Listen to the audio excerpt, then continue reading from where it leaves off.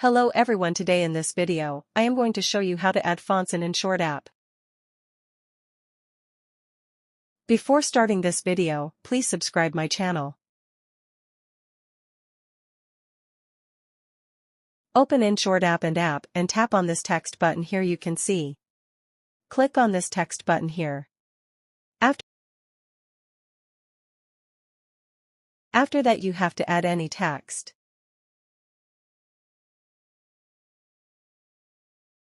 After that, you have to click on this AA icon. Now you have to click on this download button here you can see.